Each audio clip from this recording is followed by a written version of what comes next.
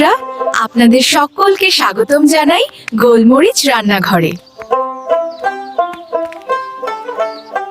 ওরে ও মনা, ও গদাই, তোরা সব কনে গেলি রে? আইস তোরা আমারে যে রান্দাটা রিন্দে খাওয়াবি সেইটা হইল গিয়া রাজকীয় ডিমের কোরমা। নে নে, বড় কড়াইটা তোল।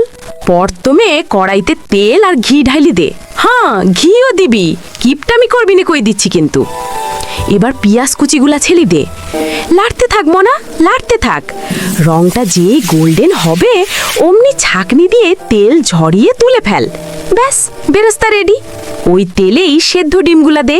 আরে ও মন্টু, সাবধানে দে, তেল চিটলি তো খবর আছে। হালকা একটু লবণ ছিটাই দিস। ডিম বেশি ভাজবি না কিন্তু, তাইলে চামড়া রাবারের লাহান শক্ত হয়ে যাবে। হালকা ভাজা হলেই তুলে রাখ। এবার ওই গরম তেলেই আবার হাফ কাপ পেঁয়াজ কুচি দে।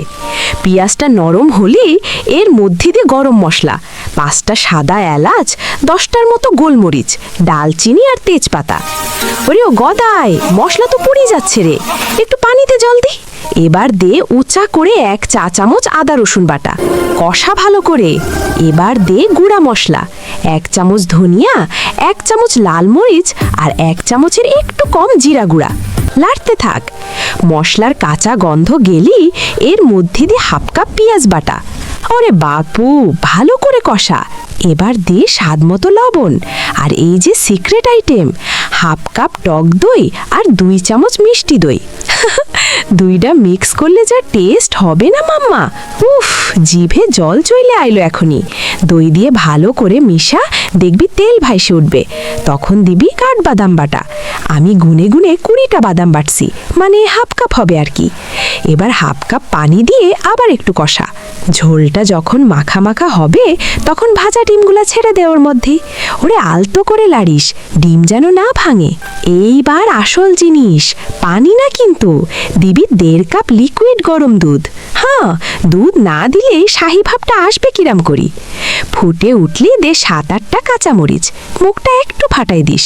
ওপর দিয়ে ছড়াই দে সেই ভাজা বেরেস্তা আর 1 চামচ ঘি। সাথে দে হাফ চামচ চিনি আর একটা কালো এলাচের বিচি। আহা, কি যে বাসনা বেরোইছে রে। এবার ঢাকনা দিয়ে 5-6 মিনিট দমে বসায় রাখ। ওরে ও গদাই, মন্টু, ঢাকনা খোল তো দেখি।